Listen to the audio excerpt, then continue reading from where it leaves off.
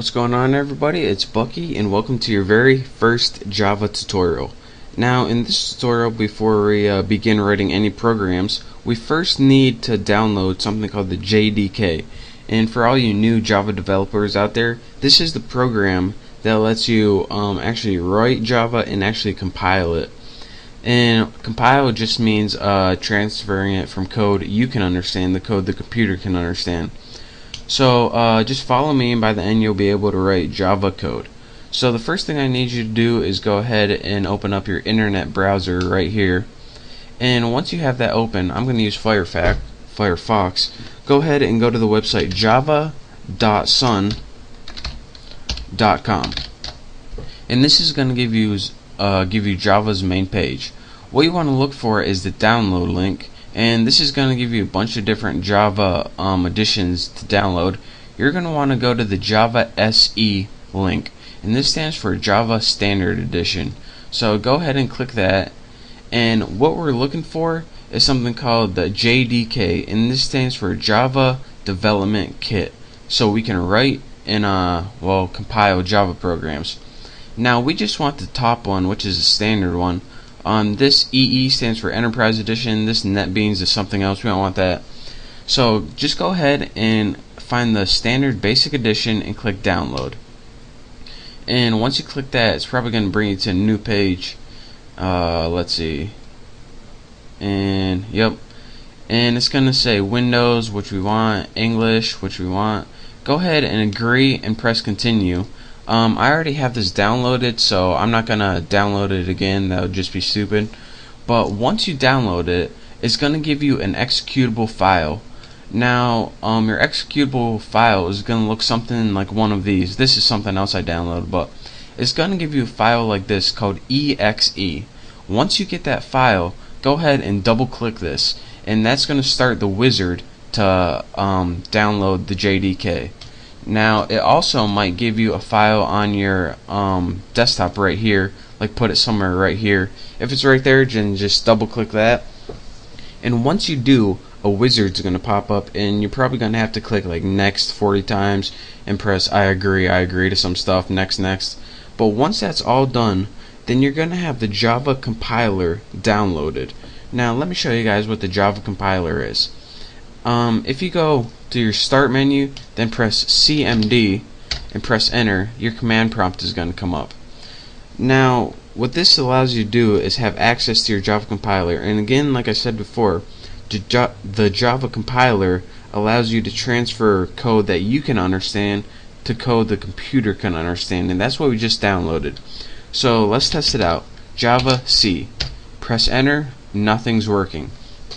And nothing's working because the Java compiler, it has it downloaded, but whenever you try to use it, it doesn't know where it is. So let me show you guys how to do that. And again, pay very close attention to this. Hopefully you downloaded it with all the default settings. If you didn't, then well, you're still going to be able to see what's going on. But go ahead and in your start menu, click on computer. Now go ahead and click the local disk, or whatever your main hard drive is. Then go ahead and click program files. Now you should have a folder called Java. Go ahead and click that. Now go ahead and click the version JDK. If you don't see this, it means you didn't download it right. So go ahead and click that, JDK. The next thing and last thing I want you guys to do is click on the thing that says bin right here. And remember, you follow all these instructions very carefully. Next, right click on any of these things right here. Just click on your topmost one. Remember, right click it and click properties. Now this is where you're going to tell Java to look for your compiler.